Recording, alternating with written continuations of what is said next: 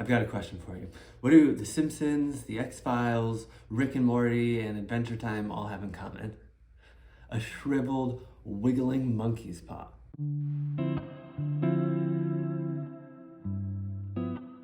Hi, and welcome to Right with the Point. My name's Nate.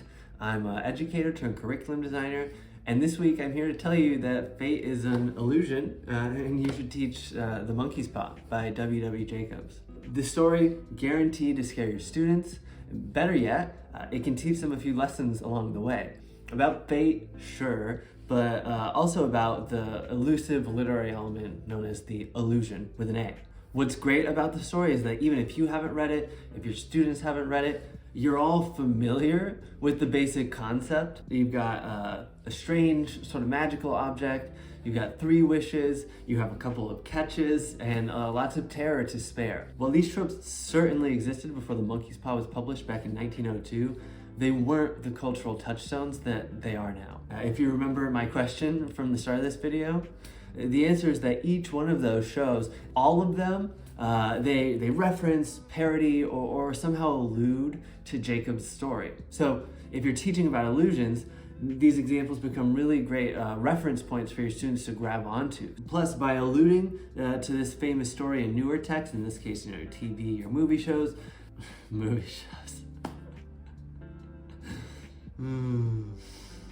By alluding to this famous story in these newer texts, the writers are bringing some of the terror and magic from the story into their own texts.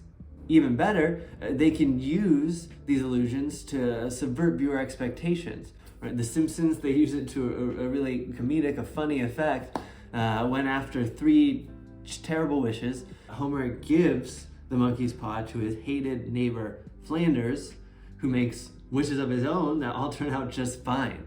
Right? And so there's a little bit of subversion of those expectations there. And then the episode ends with Homer kind of mumbling to himself. He's like, I wish I had a monkey's paw.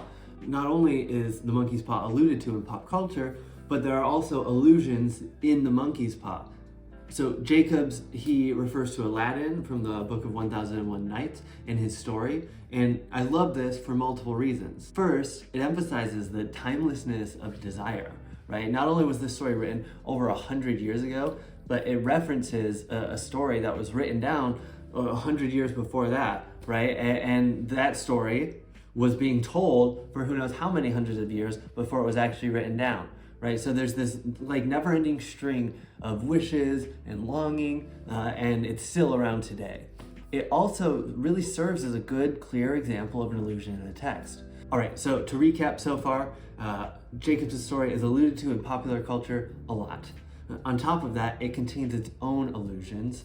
All of those examples show the power of that literary tool, where authors can essentially reference a text and bring with it its tone, its themes, its symbolism. And on top of all of that, I think the theme of the story is just a fun one to discuss with your students, right?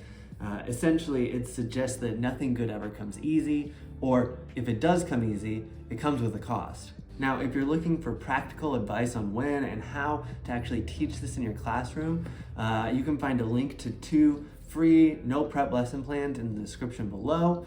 I'll also briefly summarize it here. While the story can be taught at many different times throughout the year, I personally just love to teach it around Halloween. Like I said before, it really is a scary story, and I think there's no better time to kind of sneak it into your curriculum than on the scariest holiday around. If you don't want to teach it on Halloween, totally fine. You could teach it with one of Edgar Allan Poe's great short stories, The Fall of the House of Usher. While it might seem like an unconventional pairing, both stories actually deal with themes of isolation and family, and they both have a very ominous door-knocking scene at the end of the story, and I think the parallels are fascinating to discuss. That being said, you know the thing about liking and subscribing. If you have other ideas for how you would teach this story or where you would include it in your lesson plans, I'd love to hear those. You can put those in the comments below. And until then, happy reading.